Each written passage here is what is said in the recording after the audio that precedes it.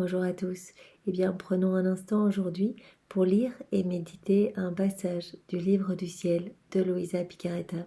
Au nom du Père qui m'a créé, du Fils qui m'a sauvé et du Saint-Esprit qui me sanctifie. Amen. Jésus, je me plonge en toi dans ta divine volonté, je m'unis à toi, je m'identifie à toi, je me consume en toi, je me fusionne en toi et je te laisse le champ libre complet sur ma vie. Prends les commandes de mon existence, voilà, tout au long de ma vie jusqu'à mon dernier souffle, tout au long de cette journée et bien particulièrement, et bien dans ce moment, toi-même méditer en moi, et bien ce nouvel enseignement que tu vas nous donner. Viens disposer nos cœurs, nos intelligences pour que vraiment rien ne se perde. Remplis-nous de ta sagesse, de ta puissance, de tout ce que tu es, de tous tes attributs divins pour que nous puissions bien comprendre et mettre en pratique ce nouvel enseignement, que nous puissions faire aujourd'hui beaucoup d'actes dans ta divine volonté, nous unir à toi, nous abandonner entre tes mains. Donne-nous vraiment cette grâce de la vie dans ta divine volonté. Marque-nous complètement du sceau de ton divin fiat. Et Seigneur, bien qu'il en soit fait selon ta volonté pour nous. Parle maintenant à travers ma bouche, remplis-moi de ton Esprit Saint, que je reste toujours dans ta vérité. Alors le passage que nous allons méditer est celui du 12 mai 1922. C'est Louisa qui parle. Je me disais, qui pourrait dire quelle offense j'ai faite à mon cher Jésus? Pourquoi ne vient-il pas comme d'habitude? À nouveau, Louisa est vraiment dans cet état d'amertume où elle ne voit pas voilà, l'humanité de Jésus, elle ne voit pas, même si Jésus est pleinement en elle, vraiment il y a toute cette lumière irradiante en elle, elle est remplie de tous les attributs divins, elle a vraiment cette vie divine, puisque vraiment nous sommes au tome 14, elle est déjà bien avancée dans la divine volonté, le Seigneur a déjà bien opéré en elle, nous avions déjà vu dans un passage précédemment que quand elle avait inspecté son cœur, elle avait vu que tous ces battements de cœur étaient ceux de Jésus. Donc vraiment, il est là, il est installé, il agit à partir de son âme comme il agirait à partir du ciel. Donc vraiment, elle n'a pas à s'inquiéter, mais pourtant, quand elle ne voit pas Jésus physiquement avec son humanité, elle est malheureuse. Elle a besoin en fait de le voir, de le prendre dans les bras, etc. Donc elle se demande si elle a fait quelque chose, elle commence à culpabiliser, elle se dit est-ce que j'ai fait quelque chose pour que Jésus ne vienne pas? Comment la bonté de son très sacré cœur, qui succombe si rapidement devant ceux qu'il aime, a-t-elle cru bon de résister à tant de mes appels? Que dis j'appelle et il ne répond pas, comment est-ce possible? Pendant que j'entretenais de telles pensées, Jésus sortit de mon intérieur et me couvrit d'un manteau resplendissant de lumière, si resplendissant que je n'étais que lumière. Donc Jésus vient la recouvrir de ses grâces, de ses cadeaux, il la remplit de ce manteau de lumière. Il me dit, ma fille, que crains-tu? Qu'est-ce qui te fait peur, Louisa? Regarde, afin que tu sois rassurée et que tu te sentes protégée, je t'ai couverte de ce manteau de lumière, pour qu'aucune créature ne puisse te faire de mal. Bien, c'est un peu l'habit de la divine volonté. Quand on vit dans la divine volonté, Jésus a dit qu'il nous revêtait, qu'il nous mettait ce manteau de lumière. Voilà, Adam, on était couvert, il était vraiment resplendissant de la lumière même de Dieu. Il était rempli de tous les attributs divins, de la divine science, divine connaissance, divine volonté. Quand il a choisi de quitter cet état d'union sanctifiante, il a perdu ce manteau de lumière et c'est là qu'il s'est vu nu en fait. Donc vraiment là, Jésus met autour de Louisa ce manteau de lumière, c'est le manteau qu'il veut mettre autour de chacune de nos âmes, vraiment pour nous protéger. Il nous dit que quand on est dans sa divine volonté, on est protégé, c'est lui-même qui vient faire la sentinelle de notre âme pour que les forces du mal ne puissent pas nous faire tomber. Vraiment que vraiment sa lumière éclipse les ténèbres partout autour de nous. Vraiment qu'on ne chute pas dans tous ces pièges des démons et qu'on soit vraiment unis à lui continuellement. Donc il vient protéger nos âmes, il protège aussi tous nos actes faits dans la divine volonté qui deviennent divins, qui deviennent éternels, faits par Jésus lui-même. Et donc ces actes sont protégés par des milliers d'anges, ils sont magnifiques, ils deviennent infinis, on les retrouve partout dans le ciel et sur la terre. Donc il dit ne t'inquiète pas à partir du moment où tu m'as donné ton fiat, ton oui et que tu vis dans ma divine volonté. Moi non seulement je suis toujours là avec mon Père, le Saint-Esprit, je suis là avec tout ce que je suis, mes actes divins, etc. Mais en plus, tu es vraiment protégé par cet habit de lumière. Donc ne crains pas. Je t'ai mis ce manteau de lumière pour qu'aucune créature ne puisse te faire de mal. De plus, pourquoi perds-tu ton temps à chercher comment tu aurais pu m'offenser? Il dit, mais pourquoi tu rentres nouveau dans des considérations en fait, c'est nous, quand on se pose des questions, est-ce qu'on a bien fait, est-ce que ce comportement-là a offensé Jésus, qu'on s'en veut, qu'on n'ose pas revenir, qu'on n'ose pas aller se confesser, etc. Tout cela, eh bien, c'est un travail de sape des démons qui essaie de nous faire quitter cet état de grâce. Voilà, quand on doute, eh bien, on quitte un petit peu Jésus, en fait. Quand on n'est plus fixé sur Jésus, eh bien, on tombe à nouveau dans les embûches. Les démons ont de nouveau une pleine emprise sur nos pensées, sur nos comportements, etc.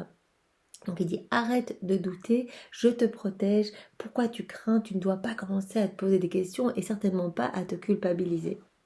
Le poison de la culpabilité ne doit pas entrer chez ceux qui vivent dans ma volonté. Quand on vit dans la divine volonté, on doit faire confiance, c'est tout. On a le droit de chuter et le Seigneur connaît nos misères, nos faiblesses. Il va prendre nos misères, il va s'en servir vraiment comme terreau pour nous sanctifier, pour nous remplir de sa présence, de ses grâces. Donc il va faire de nous en fait les plus grands saints. Il dit les âmes qui vivent dans la divine volonté, je m'occupe de tout, même s'il y a encore, elles partent avec leur casserole, leur mauvaise passion.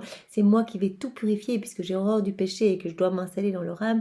Eh bien, je m'occupe de tout. Cela peut prendre un petit temps, mais je commencerai par vraiment les dépouiller des choses du monde, vraiment des mauvaises relations qui les font tomber, chuter, etc. Je m'occupe de tout, il faut faire confiance, ça ne sert à rien de se culpabiliser après chacune de nos chutes parce que sinon on ne revient pas à Jésus et ça alors à ce moment-là c'est lui le grand perdant, si on ne revient pas à lui eh bien c'est comme si tout ce qu'il avait fait, tous les actes restent suspendus, on ne profite pas de tout ce qu'il a fait pour refaire nos vies, nos actes dissociés de la divine volonté, nos regards, nos pensées, etc. Donc vraiment il nous appelle à toujours revenir et arrêter de se culpabiliser quand on fait un péché, qu'on chute, etc. directement Jésus. Et il nous donnera vraiment les dispositions pour nous rendre compte à chaque fois qu'on chute. Alors qu'avant, peut-être que on chutait, on se dit, voilà, c'est pas très grave, on commençait un petit peu à normaliser nos péchés, à considérer que tout le monde fait ça, c'est pas très grave. Maintenant, on va avoir une conscience vraiment aiguisée, ça c'est le travail de la grâce. Et à chaque fois qu'on va offenser Jésus, à chaque fois qu'on va quitter la divine volonté, eh bien directement on va avoir comme une inspiration dans le cœur de dire oh pardon là Jésus, vraiment je reviens à toi. On va revenir à Jésus, on va lui demander pardon, c'est ce qu'il faut faire, il nous appelle à cela, à arrêter de culpabiliser, directement lui demander pardon, il nous connaît de toute façon, il sait qu'il connaît toutes nos pensées avant même qu'elles sortent dans nos esprits, donc demandons pardon et demandons directement bien qu'il vienne nous nettoyer par vraiment cet abîme de miséricorde, par cette douche de lumière. Et immédiatement, remercions avec ses propres remerciements. On peut prendre les remerciements de Jésus, les remerciements de Marie, et on peut lui offrir, on peut se jeter au pied de la Trinité et dire vraiment merci, malgré mes misères, je sais que tu me pardonnes continuellement, je continue la route avec toi Seigneur, et voilà, je veux que tu t'installes dans mon cœur, je veux que cette vie divine puisse croître en moi et que je puisse jour après jour devenir un meilleur instrument entre tes mains. Voilà, si on reste dans la culpabilité, malheureusement, on ne revient pas. Et donc, on sape le travail de Jésus, on remet des ténèbres dans nos cœurs et en fait, on s'éloigne. Alors, il est triste et il vit à nouveau l'abandon, froideur, indifférence qu'il ressent dans beaucoup d'âmes. Ah, ma fille, la sainteté dans ma volonté n'est pas encore connue. Jésus parle à nouveau de la sainteté qu'il veut nous donner. Quelles que soient nos misères, il veut nous donner sa propre sainteté. Vous imaginez, on ne parle pas d'une sainteté humaine, voilà les saints qui sont devenus saints par l'exercice de vertu, etc., par vraiment en faisant la divine volonté de Dieu.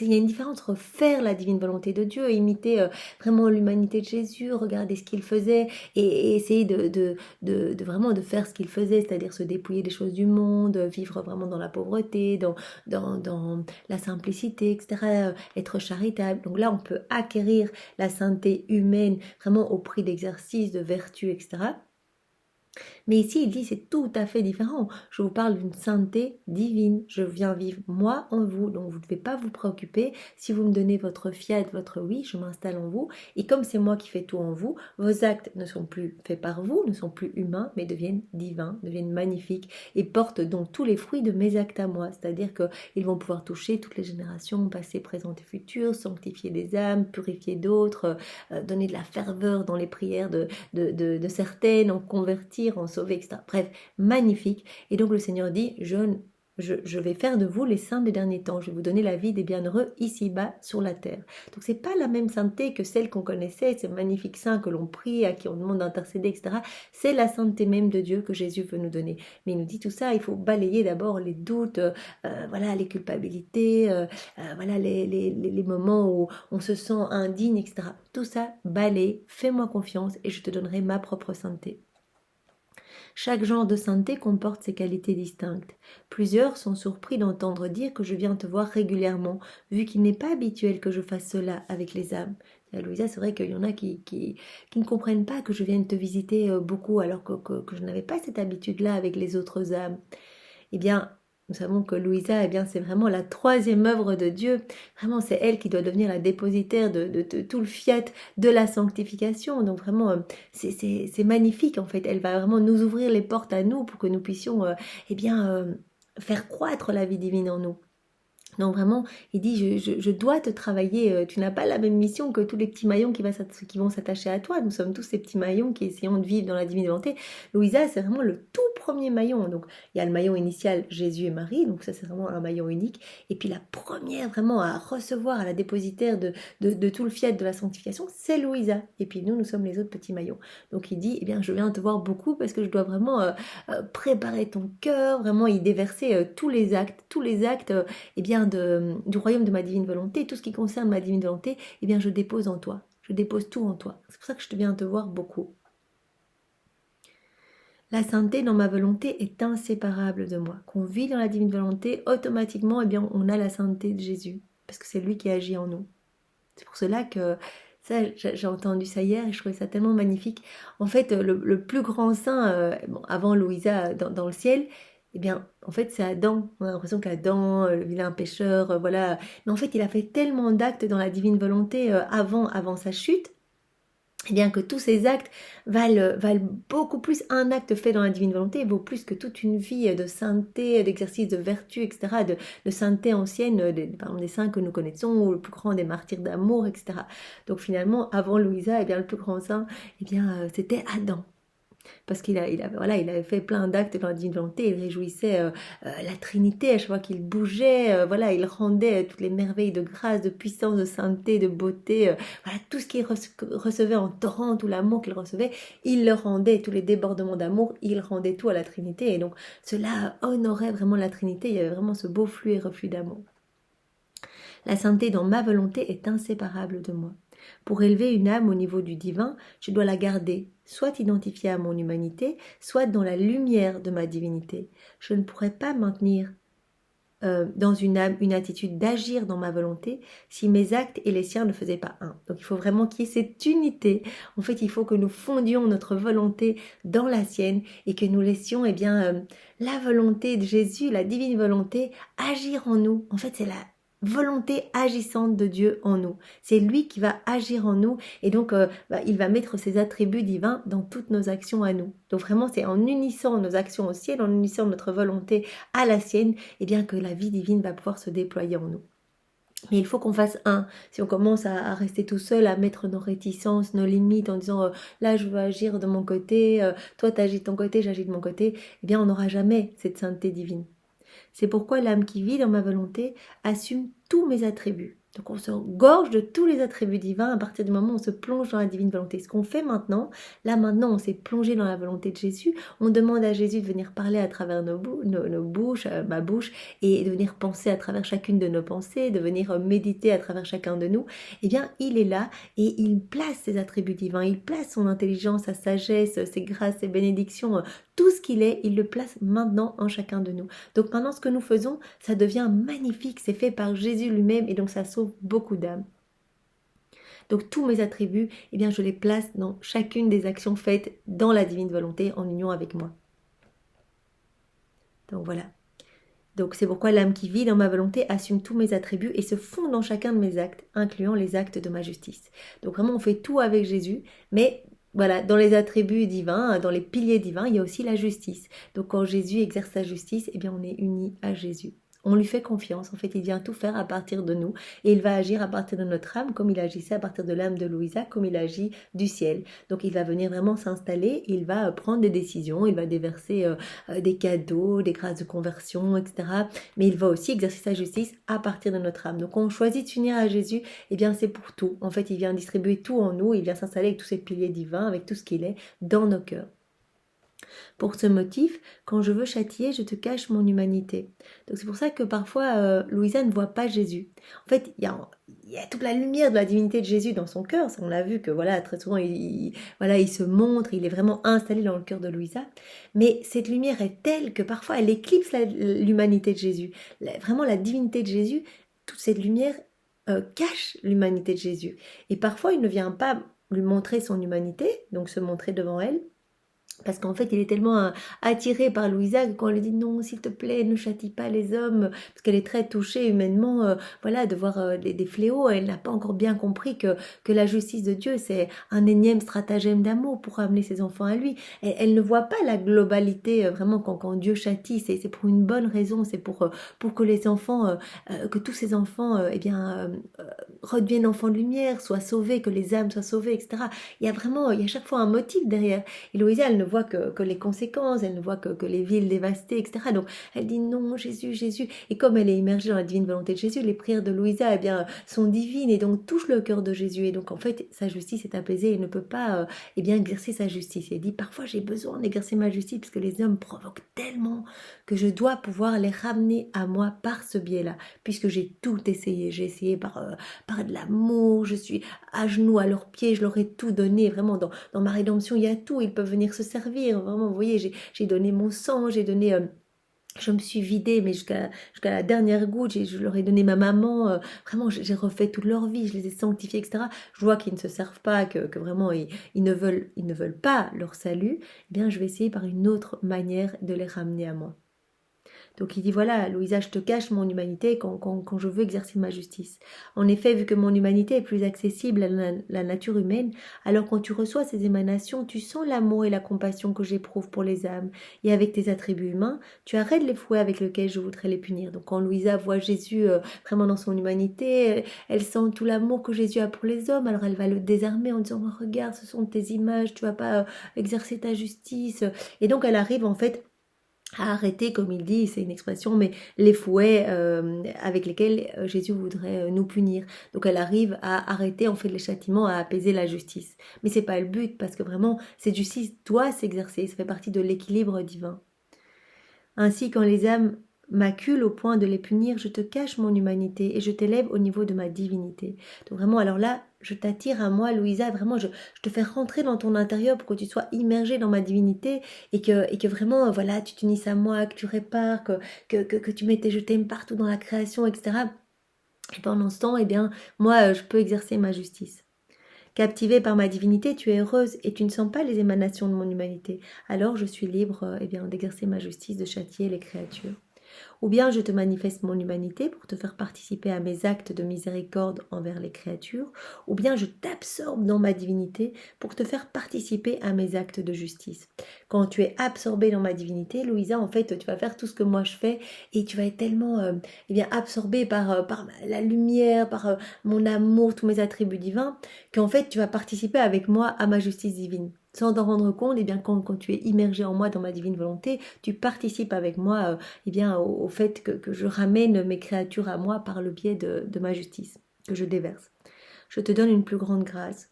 Pourtant toi, ne voyant pas mon humanité, tu te plains d'être privé de moi parce que tu ne réalises pas la grande grâce que je te fais. Donc Louisa, elle se rend pas compte quand elle est complètement imbibée en Jésus, dans la divine volonté de Jésus et qu'elle ne le voit pas, elle se plaint, elle dit Jésus, j'ai besoin de toi. Elle dit mais en fait c'est une beaucoup plus grande grâce d'être vraiment dans ma lumière au point tel que tu es imbibé en moi en fait. Donc tu vois pas la grande grâce que je te fais en fait.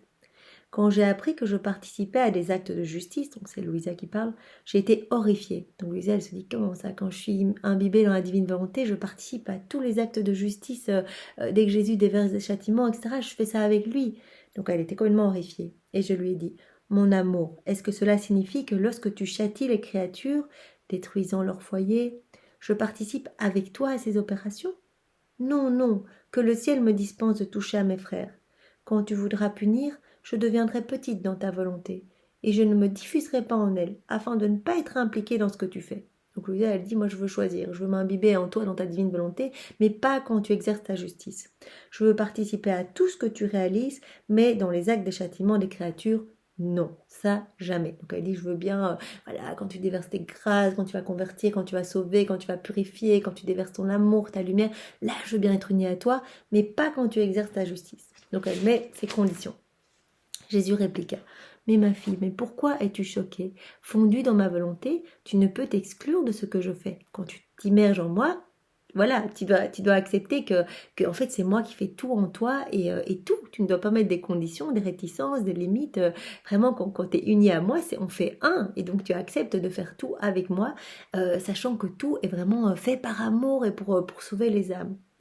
Et pour glorifier mon Père, pour payer la dette d'amour et de gloire que les hommes ne payent pas, etc. Il s'agit d'une partie intrinsèque de la vie dans ma volonté, c'est de faire tout avec Jésus. C'est ce qui on va vraiment se gorger de tous les attributs divins, de tous les piliers divins, y compris la justice divine. C'est précisément la qualité distinctive de la sainteté dans ma volonté. C'est comme ça qu'on acquiert la sainteté dans la divine volonté. C'est quand on laisse Jésus faire tout en nous. Quel que soit ce qu'il doit faire, on s'unit à lui parce qu'on lui fait confiance. Ne rien accomplir par soi-même, mais plutôt tout ce que Dieu fait. C'est laisser la vie divine agir en nous, la divine volonté agissant en nous. Ma justice, ma sainteté et mon amour maintiennent en équilibre les droits de la divinité. Donc vraiment tous ces piliers divins, la justice, la sainteté, l'amour de Dieu, ça maintient vraiment l'équilibre des droits de la divinité. Donc vraiment c'est indispensable, la justice est indispensable pour l'harmonie vraiment des droits de la divinité. S'il n'y avait pas la justice, la perfection de ma divinité ne serait pas totale. Donc vraiment puisque tout est perfection en Dieu, eh bien la justice doit pouvoir s'exercer aussi. Si tu veux vivre dans ma volonté sans participer aux actes de ma justice, ta sainteté dans ma volonté ne pourra atteindre son plein épanouissement. Voilà. Si tu veux vivre en moi mais que tu ne veux pas me laisser tout faire en toi, que tu me mets des limites, tu n'atteindras jamais cette sainteté divine. En tout cas, le plein aboutissement, le plein accomplissement, le plein épanouissement de ma sainteté dans ma volonté. Quand deux cours d'eau sont fusionnés, l'un est forcé de faire ce que l'autre fait. Louisa, tu me dis, je me fusionne en toi, tu te plonges en moi, tu t'immerges en moi, comme nous on fait avant chaque prière, on se plonge en Jésus, et donc c'est comme deux cours d'eau qui s'unissent, et bien l'un est forcé de faire ce que l'autre fait, vraiment on ne sait plus qui est qui, et les actions sont communes, c'est vraiment un acte, et on va laisser Dieu agir en nous, son acte unique et éternel d'amour, agir à travers notre humanité. Mais il ne faut pas commencer à dire, oui, pour ça, ok, mais pas pour ça, sinon on revient dans nos volontés propres en fait. S'ils sont séparés, chacun suit son chemin particulier. Ma volonté et la tienne sont ces deux cours d'eau qui sont fusionnés. Et ce que l'une réalise, l'autre doit le faire. Donc nos deux volontés doivent rester unies. Il s'adresse à Louisa, il s'adresse à chacun de nous, puisque nous émettons le désir de vivre dans la divine volonté. Ce sont toutes des clés que le Seigneur nous dit. Pas de culpabilité, pas de doute, ne perdez pas la paix avec des questionnements, faites-moi confiance, unissez-vous à moi, quoi que vous ayez à vivre, quoi qu'il se passe autour de vous, restez centrés sur moi, vos regards sur moi, et moi je vous comblerai de toute ma vie divine, de tous mes attributs divins, je vous remplirai à ras-bord de ma lumière, de ma splendeur, de tout ce que je suis. Mais faites-moi confiance en fait. Alors, je m'abandonnai complètement à sa volonté, tout en éprouvant cependant une grande répulsion par rapport à la justice. Mon doux Jésus revint et poursuivit. Si seulement tu savais comme il m'en coûte d'utiliser ma justice et combien j'aime les créatures. Il dit, mais tu sais, ma justice c'est un pilier qui est important pour, comme Jésus l'a dit précédemment, pour maintenir vraiment cet équilibre dans des droits de la divinité. Mais il en coûte à Jésus. Vraiment, il souffre parce qu'il nous aime chacun. Donc utiliser, c'est comme un papa qui essaye de raisonner son enfant, qui part complètement en vrille, qui fait des choses horribles et qui est en train de se perdre, qui est en train de vraiment bousiller sa vie. Un papa essaierait d'ailleurs par amour, en le raisonnant, en le prenant dans les bras, en l'invitant, etc. Et puis après, peut-être qu'il utiliserait d'autres stratagèmes en lui disant des mots un peu plus durs pour le faire réagir, etc. Mais tout ça est dans une optique d'amour. Vraiment, vous voyez, et le Seigneur dit, moi ça ne me fait pas plaisir d'utiliser ça, c'est parce que les hommes ont repoussé tout ce que j'ai essayé avant et qu'à un moment, moi, je veux sauver leur âme. Je ne supporte pas que des âmes se perdent alors que j'ai tout donné, j'ai donné ma vie, j'ai refait leur vie, tous les actes sont là suspendus, personne ne se sert, personne ne veut de sa vie sanctifiée. Et donc moi, je souffre quand des âmes, eh bien, viennent s'arracher à mon cœur. Vraiment, c'est comme ces lambeaux de chair que Jésus a perdus lors de la flagellation. Il souffre de nous voir tous, eh bien, vraiment nous enfuir et nous perdre, vraiment choisir le chemin de la perdition et choisir les ténèbres plutôt que sa lumière. Donc il dit, moi, ça ne me fait pas plaisir. J'essaye vraiment, c'est un énième stratagème pour ramener mes enfants à moi. Il m'en coûte d'utiliser ma justice. Si tu savais seulement combien j'aime les créatures. La création est pour moi ce que le corps est à l'âme, ce que la pelure est au fruit. Je suis liée à l'homme par une action continue, mais les choses créées me voilent, tout comme le corps de l'homme voile son âme. Pourtant, sans l'âme, le corps n'aurait aucune vie. Il dit en fait, moi je suis partout. Donc vraiment, toute la création me voile. Ça veut dire que la divinité de Jésus se trouve partout. Il y a le souffle divin partout. Mais l'homme ne voit pas ça. Il est en nous, mais il est étouffé par nos mauvais comportements, nos mauvaises passions. Il est dans notre cœur, mais on l'asphyxie. Vraiment, l'homme ne veut pas de Dieu, ne veut pas de Dieu, ne veut pas reconnaître, ni voir son amour partout dans la création ou dans nos frères et sœurs, etc. De la même façon, je m'approche de l'homme à travers toutes les choses créées. Je le touche et je le maintiens en vie. Il maintient nos vies. Nous savons que si Dieu arrêtait de souffler, ne fût-ce que microsecondes sur l'univers, sur la création, sur chacun des hommes, on serait tous morts. Parce que tout est maintenu par le souffle divin. Je suis caché dans le feu et je réconforte l'homme avec sa chaleur. Donc il dit voilà, il prend des exemples ici pour montrer qu'il est partout. Il dit dans le feu, un petit peu feu chaleureux, je suis là, c'est moi qui donne la chaleur au feu pour réchauffer les hommes. Si je n'étais pas dans le feu, il ne donnerait pas de chaleur. Il serait comme un feu dans une peinture sans vie. C'est parce que Dieu a voulu que le feu donne la chaleur, que la chaleur est là. Et il anime le feu. Dieu est là, il nous donne cette chaleur. Quand je m'approche de l'homme par le feu, il ne me reconnaît pas plus qu'il ne me salue. Bien, l'homme, il continue à se réchauffer et sans penser à Dieu. En fait, il ne remercie pas, il ne voit pas le souffle divin de Dieu partout, la touche divine de Dieu partout. Je suis dans l'eau et par elle, je m'approche de l'homme en étanchant sa soif. Quand on boit et que voilà, on est abreuvé, eh bien, le Seigneur a mis son souffle divin dans l'eau pour que cette eau puisse nous désaltérer. Vous voyez, s'il n'avait pas mis sa volonté, son souffle divin dans l'eau, eh bien qu'on aurait pu boire de manière illimitée, on n'aurait jamais ressenti ce sentiment d'être désaltéré. Si je n'étais pas dans l'eau, elle n'étancherait pas la soif. Elle serait de l'eau morte. Pourtant, quand je visite ainsi l'homme, il passe devant moi sans même incliner la tête. Je suis caché aussi dans la nourriture, et je visite l'homme en donnant à la nourriture sa substance, sa force, sa saveur. Seigneur, c'est lui qui a décidé de donner toutes ces saveurs, toutes ces merveilles. Il continue par son souffle divin à nous donner ses textures, ses goûts, etc. Voilà, s'il n'était pas dedans, on mangerait des aliments complètement neutres, morts. Ça, je donne tout à la nourriture, la force, la saveur. Si je n'étais pas présente dans la nourriture, alors même s'il mangeait, l'homme aurait toujours faim. C'est vraiment parce que Dieu le permet que vraiment les aliments nous donnent le sentiment de ne plus avoir faim. Pourtant, bien qu'il tire sa nourriture de moi, l'homme me tourne le dos. Bien que je sois partout et que je manifeste mon amour partout pour l'homme me tourne le dos. Donc le Seigneur explique pourquoi il essaye de récupérer l'homme par un autre moyen, c'est-à-dire par sa justice. Parce qu'il dit, voilà, moi je manifeste mon amour partout, l'homme n'en veut pas, l'homme ne me voit pas, l'homme ne me considère pas, l'homme me relègue à la dernière place, nous sommes chassés, la Trinité, des écoles, des foyers, des communautés, des villes, des pays, des tribunaux. Et donc vraiment, nous sommes partout, notre amour est partout, mais l'homme ne le voit pas, l'homme n'en veut pas, ou l'homme prend et il ne remercie pas, n'est pas dans une action de reconnaissance, de louange. Donc il n'y a pas cette réciprocité d'amour. Je suis cachée dans le soleil et je visite l'homme avec sa lumière et sa chaleur, presque à chaque instant. Mais l'homme ingrat répond à tout cela par des offenses continuelles.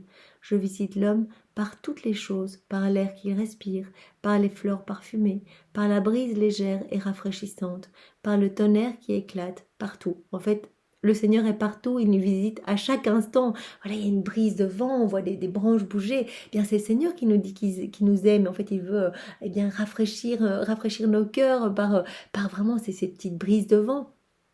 Tout, en fait, tout. Il est caché partout. Il dit, voilà, toute la création voile ma divinité. Ma lumière est partout, mon amour est partout, mais l'homme ne me voit pas. L'homme ne fait que prendre et ne me donne rien en échange. Alors que nous avions été créés pour être, rappelons-nous, comme Adam, dans cette réciprocité d'amour, dans cette harmonie d'amour. On prend tout, on donne tout, on a la conscience aiguisée, on voit Dieu partout, on remercie, nos mouvements rendent gloire à Dieu, etc. Vous voyez bien qu'on n'y est plus du tout. L'homme se sent le petit maître de la création et ne rend rien à Dieu. Je visite l'homme par toutes les choses, par l'air qu'il respire, par les fleurs parfumées, par la brise légère et rafraîchissante, par le tonnerre qui éclate, partout. Mes visites sont innombrables. Vois-tu comme j'aime l'homme? Donc le Seigneur montre à Louisa son amour pour chacun de nous. Son amour, il est partout, partout. Et toi, étant dans ma volonté, tu participes avec moi quand je visite l'homme pour maintenir sa vie. Donc il dit toutes les âmes qui vivent en union avec moi dans ma divine volonté, elles participent à mon amour qui se déverse dans toute la création, dans tous les cœurs. Donc on participe à la justice divine, on participe à l'amour qui se déverse, on participe aux grâces qui se déversent, aux grâces de conversion, au torrent de bénédiction, d'amour que le Seigneur déverse en chacun de nous. On participe à tout, on est unis à Jésus et comme à la manière de deux cours d'eau, eh bien notre petite eau qui est sale, qui est vraiment qui ne vaut rien sans Jésus, vraiment nos misères, nos faiblesses, on les unit à l'eau magnifique et pure de Jésus. Et vraiment dans ce mouvement de vie, eh bien on est présent. On est présent. Eh bien, on laisse la divine volonté agissante en nous et on est présent, on s'unit à Jésus et on est avec lui, on participe avec lui, eh bien, dans toutes ces visites d'amour vraiment qu'il donne à chacun de nous à travers toute la création. Et voilà, tu es présent avec moi, tu participes avec moi quand je visite l'homme pour maintenir sa vie. Quand je suis présent partout dans la création et que je lui manifeste mon amour. Ne sois donc pas choqué si tu es impliqué parfois avec moi dans mes œuvres de justice. Tu es là tout le temps avec moi. Tu es uni à moi et tu fais tout avec moi. Puisque ma divine volonté, eh bien, agit continuellement. C'est un acte éternel et unique d'amour. Eh bien, tu es avec moi, tu es immergé dans cet acte unique et éternel d'amour et tu te déverses partout avec moi, partout dans la création, partout dans les cœurs, partout, etc. Mais tu exerces aussi avec moi, ma justice et tu te gorges de tous mes attributs divins. Eh bien, Seigneur, merci, c'est magnifique et nous souhaitons être avec toi à chaque instant. Alors, donne-nous vraiment cette grâce de la divine volonté. Nous voulons participer à tout ce que tu réalises, Seigneur. Et vraiment, donne-nous la grâce de l'abandon entre tes mains et la grâce de la souvenance, de pouvoir nous appeler tout au long de notre journée, de t'appeler continuellement, nous rappeler cette importance de nous unir à toi dans cette union magnifique et sanctifiante. Donne-nous cette grâce de pouvoir devenir les saints des derniers temps, les bienheureux ici-bas sur la terre, avoir cette vie des bienheureux ici-bas sur la terre et de pouvoir travailler continuellement à l'avènement de ton royaume pour que ta divine volonté soit faite sur la terre comme au ciel et que ton règne arrive, que le règne de ton divin fiat arrive, Seigneur. Au nom du Père et du Fils et du Saint-Esprit. Amen. Soyez tous bénis, passez une belle journée. Au revoir.